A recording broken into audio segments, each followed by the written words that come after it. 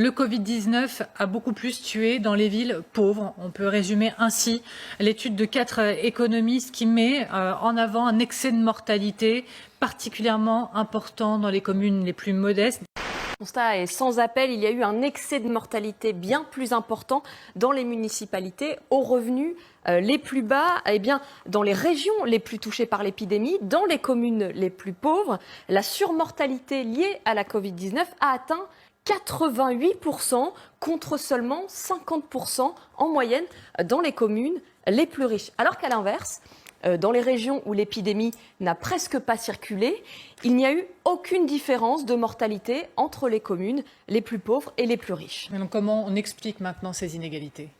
Il y a 2 raisons pour expliquer une plus grande circulation du virus dans les communes les plus pauvres. La première concerne les conditions de travail. Est-ce qu'un salarié a continué à se rendre sur son lieu de travail pendant le confinement et est-ce que son métier impliquait d'être en contact avec d'autres personnes?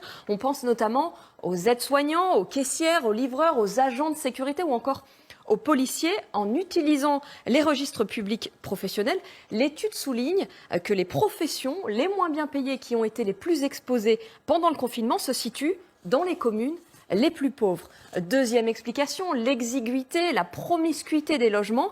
Les chercheurs ont pris l'indice de l'INSEE qui considère qu'un logement est suroccupé quand un couple ou un adulte de plus de 19 ans ne dispose pas d'une pièce.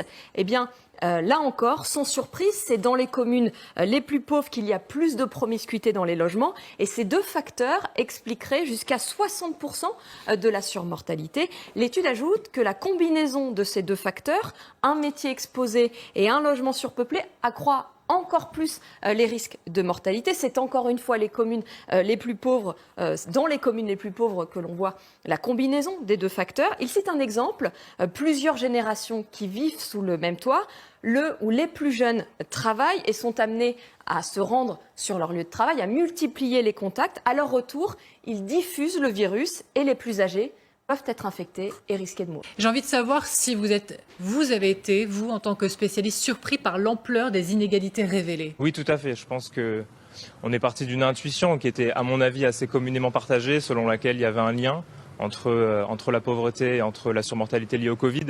Mais je pense que ce qui nous a surpris, c'est le caractère systématique de ce lien sur l'ensemble du territoire français. Je pense que c'est vraiment l'une des forces principales de l'étude. Et puis l'ampleur des différences entre les communes les plus pauvres et les plus riches. Parce que je pense que c'est aussi peut-être la deuxième force de cette étude, c'est de quantifier finalement et d'indiquer quelle est l'ampleur de ce lien. Est-ce que pour vous, la crise, elle révèle les inégalités ou vous voyez qu'elle les a aggravées à vitesse grand V ? D'une certaine manière, on peut dire qu'elle les amplifie et je pense qu'elle les rend plus criantes encore et plus voyantes puisque évidemment il s'agit d'un domaine absolument central qui est celui de la vie et celui de la mortalité.